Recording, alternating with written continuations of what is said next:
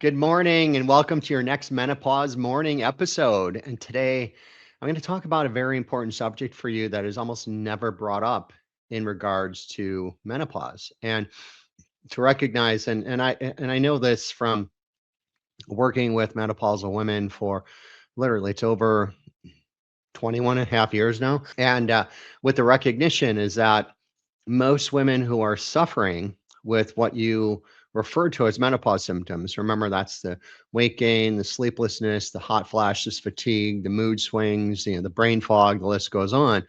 And what I typically find is women who are suffering with that, and that could be you right now, you're also dealing with issues with your blood sugar.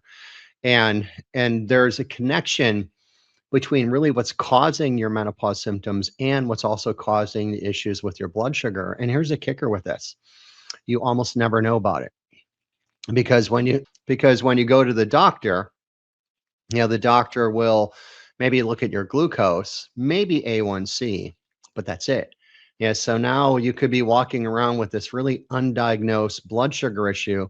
And I'll get into this later in today's discussion. I'll get into what you really want to look in at to really understand what's going on from a blood sugar perspective. Now, let's start with recognizing what happens when your blood sugar is off, and I know one of the biggest complaints and challenges that I hear from women all the time dealing with, going through menopause in an imbalanced hormonal way is really the weight gain. And I've talked before about how the low estrogen can actually easily lead to an increase in fat cell production. And and then obviously you're going to be dealing with more weight from that. And if you haven't watched that particular episode, please go back and watch that. And I think it's titled something like menopause and weight gain. That will be very eye opening for you. But this is this is down another path today. Like what I want you to recognize is when you have an increase in fat in your body, well, that's going to lead to insulin resistance. And then the insulin resistance leads to insulin surges. And then here's the kicker. Once now you have insulin surges, now the insulin surges create inflammation. Now, when you're inflamed, you're going to have an increase in body weight just by the inflammation. But then here's the additional kicker on this. Once you're inflamed, now your body even creates more fat cells.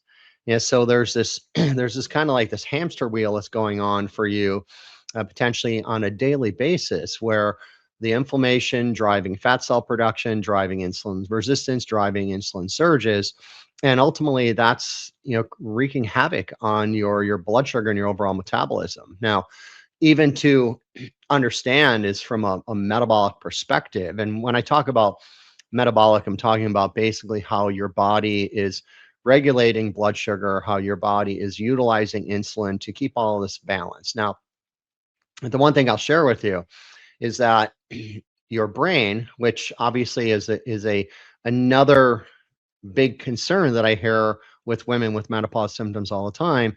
And you could be dealing with right now, like maybe that lack of clarity, the brain fog, maybe harder to regulate your mood. Well, your brain is directly tied into this, you see, because your brain really requires a very narrow range of blood sugar, typically best between like 70 and 85, maybe 90 at a higher level. But your brain really needs that very narrow range of blood sugar to function optimally. Yeah, so if your blood sugar is either too low or too high, well, then your brain isn't going to be working well. So now you might be sitting there, and understandably so, because this is the information out on mainstream information or media, so to say, is that it's estrogen that causes the brain fog. It's the low estrogen that causes the aspects of the varying mood swings and such. But you have to recognize that there's functionally things going on that are much deeper than just saying the word menopause. And when we're looking at this, one of the best overall predictors of your health and longevity is also going to be insulin. Now, here's a kicker with that. When's the last time your doctor ever looked at an insulin level? You see, because most doctors only look at glucose, or they might look at glucose and maybe A1C. and they almost never look at insulin. And so very often when you have these glucose issues, it's literally undiagnosed for you because, and I'll give you an example.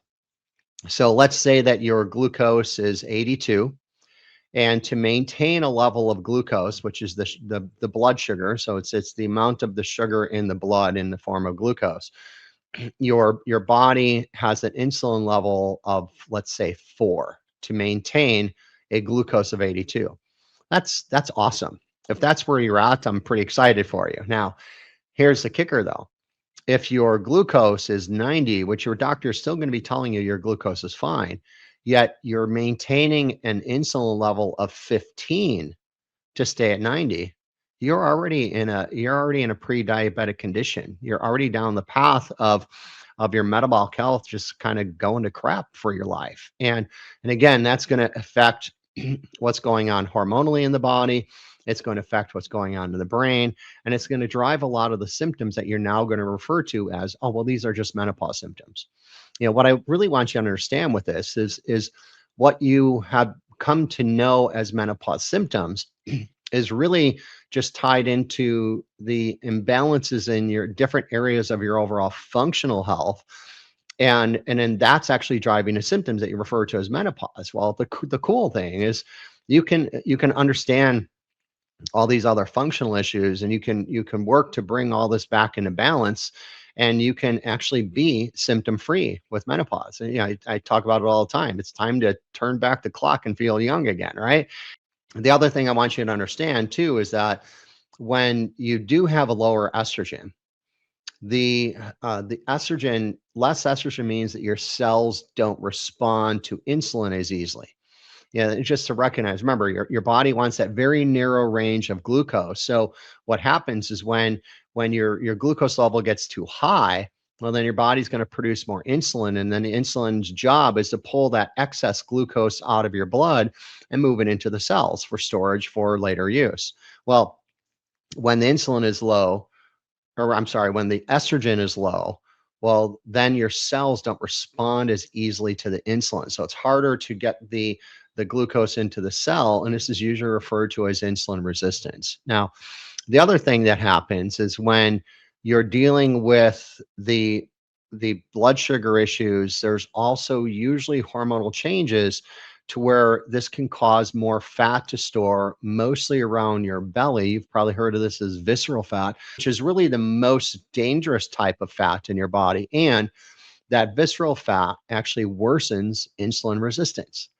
And on top of that, if you're dealing with night sweats or hot flashes or any kind of stress that raises your cortisol levels, this can also push your blood sugar even higher. And something that I explain to my clients all the time is that your adrenals and your pancreas have a very intimate connection. So as the health of your adrenals is going, so is the health of your pancreas, and ultimately means that's where your health of your blood sugar is going to go. Now, what's interesting with all of this is that what plays a role in both of these concerns, whether it be menopause symptoms that you're suffering with or blood sugar issues that you're dealing with, is the connector of this is really your adrenal glands.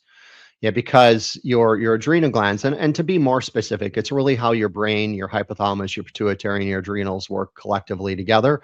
But to simplify this, let's just say, let's just call it your adrenal glands. Now, number one, understanding that, as I just mentioned, your adrenals and your pancreas have a very intimate connection.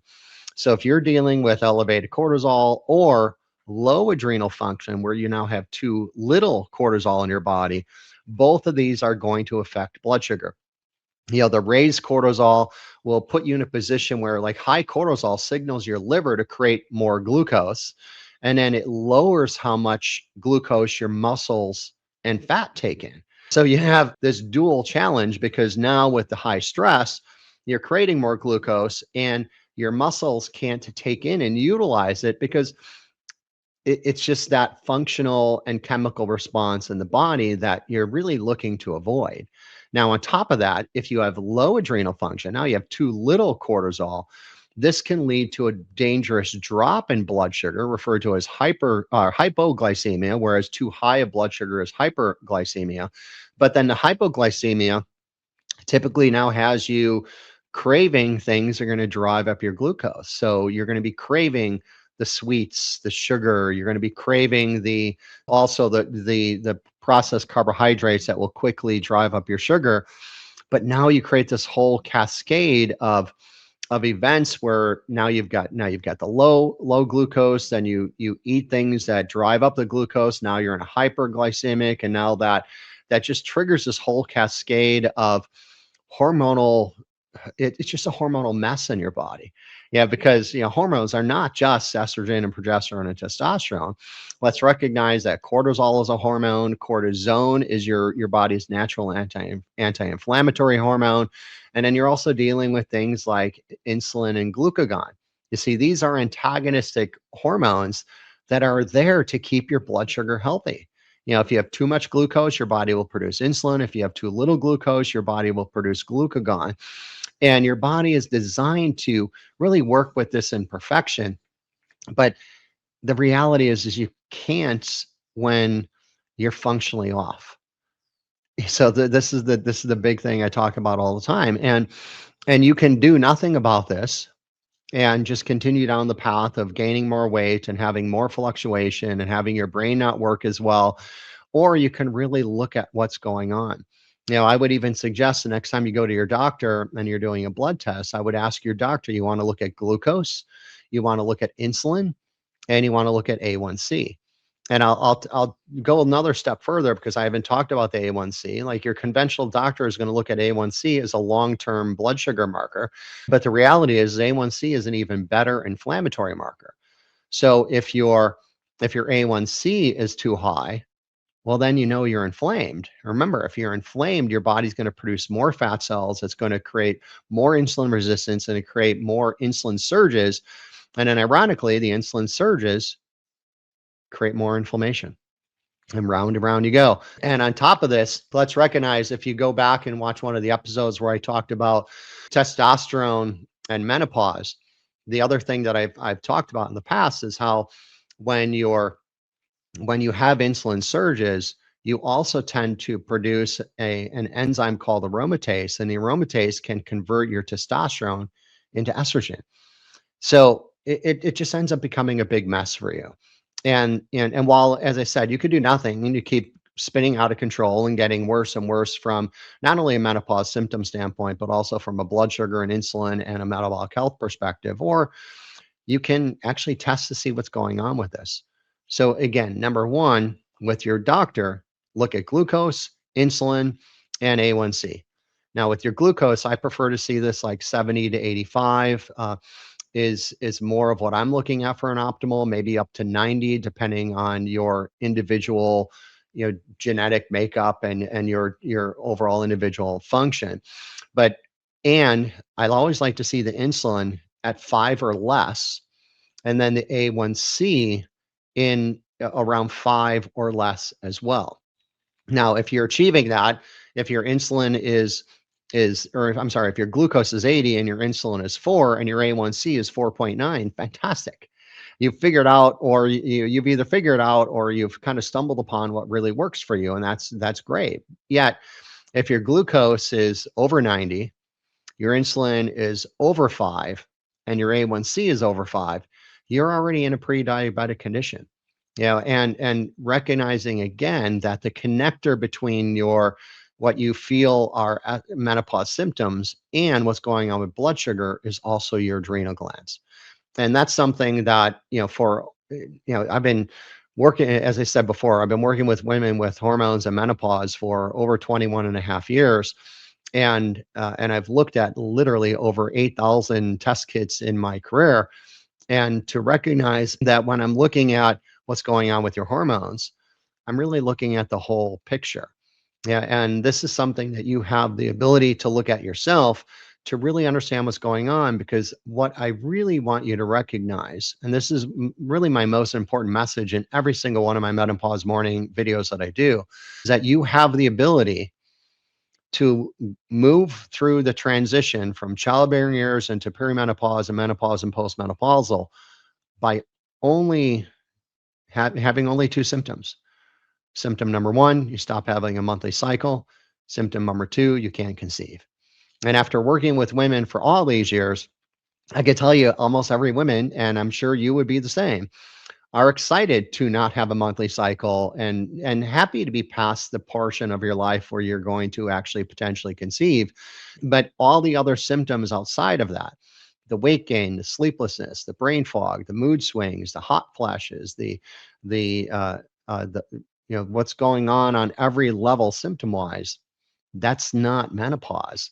That's going through menopause with adrenal glands that can't do their job anymore, because postmenopausally, as you go through perimenopause and menopause and postmenopause, your adrenals have the ability to maintain a perfect hormone production for you. And when you tie in your adrenals and your liver, those two areas of your body play the most important role in your hormone balance. And I did a whole menopause morning on menopause and your liver. That will be very advantageous for you to listen to and watch as well. So with that said, that's what I wanted to talk about with you today, to help you understand really what's going on with blood sugar and how it is tied into menopause, and also how this is all tied into what's going on with your adrenal glands. And if you're not already a part of the Menopause Morning, please be sure to look underneath this video. There will be a link to join the Menopause Morning group. Because I do every Monday before I do this video, I do send out what subject line I'm going to be talking about, give you a reminder of where to go and what time I'm going to be doing this. And it's typically 8 a.m. Pacific time on every Tuesday morning. Most of these are live unless I'm traveling, then there might be an occasional recorded video. And if you have any questions or comments about anything I'm talking about here, if you're watching live, you could always put that comment in here right now. Or if you're watching the replay of this on Facebook, or maybe some of the some of the snippets that are on Instagram or on YouTube, just whatever comment or question you have, put that below. I will make sure that I address that for you personally. And if this is something that you're interested in going to the next level and really testing what's going on with your hormonal system, just shoot me a DM, give me a direct message, and I'll give you a link to get the hormone test kit to literally truly understand what's going on in your body hormonally. So have a great day, and I look forward to talking to you again next Tuesday. Take care.